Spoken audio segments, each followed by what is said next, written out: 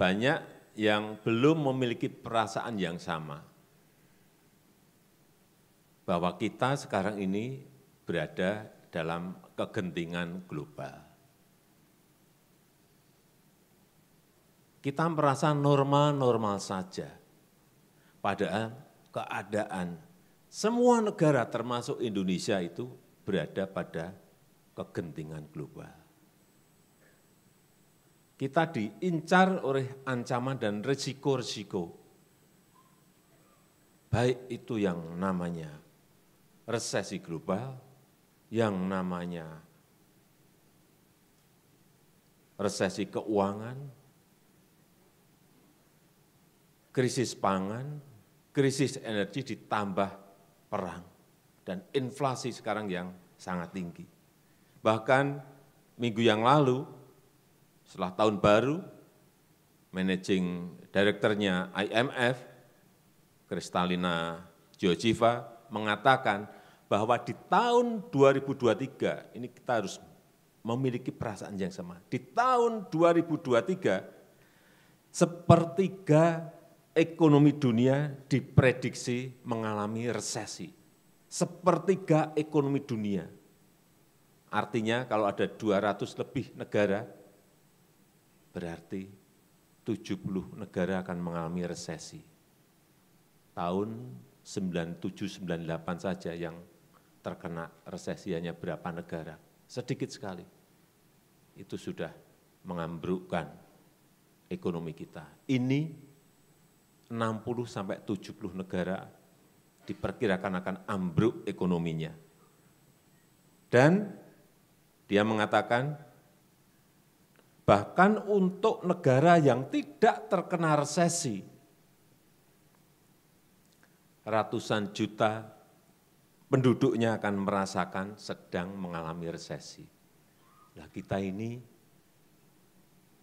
masih merasa normal-normal saja karena memang ekonomi kita masih sangat normal. Alhamdulillah, ini patut kita syukuri. Di kuartal ketiga 2022 kemarin masih di angka 5,72. Di kuartal keempatnya baru dalam penghitungan. Nanti akhir bulan akan disampaikan berapa. Masih sangat tinggi sekali. Dan informasi kemarin pagi yang saya dapatkan,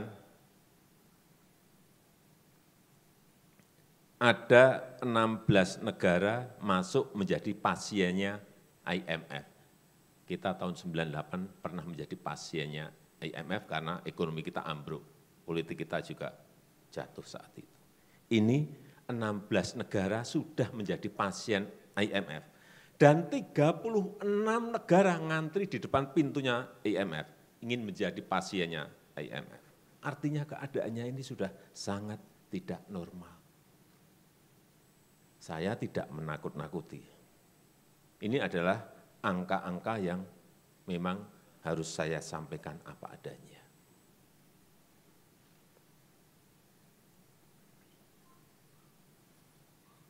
Dan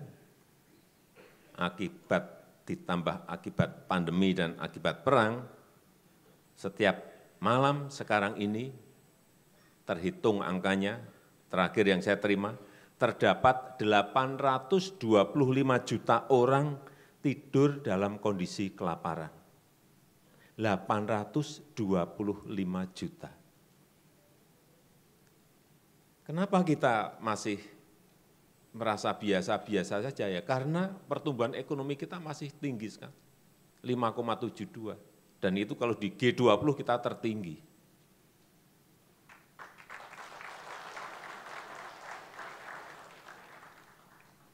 Oleh sebab itu, sekali lagi, semuanya kita harus merasakan, memiliki feeling yang sama, bahwa kegentingan global ini mengancam semua negara. Dan karena daya saing kita yang semakin baik, didukung oleh infrastruktur yang pemerataannya kita lakukan di semua provinsi. Alhamdulillah itu sangat mendukung sekali stabilitas ekonomi kita saat ini.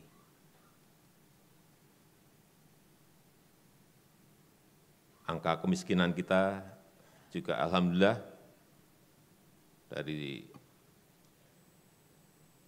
10,1 di 2021, di 2022 kemarin kita hitung kembali lagi ke 1 digit di 9,54%. Kemudian angka pengangguran dari 21 ke 2022, di 2021 7,1, kemudian turun di angka 5,9%, karena banyaknya investasi yang masuk ke negara kita. Kemudian kalau kita melihat sekarang porsinya arus modal yang datang ke Jawa dan keluar Jawa, sekarang ini di luar Jawa sudah lebih besar daripada di Jawa. Di luar Jawa sudah berada di angka 53%. Di luar Jawa, tahun 2022 sudah berada di angka 53%. Artinya di Jawa hanya 47.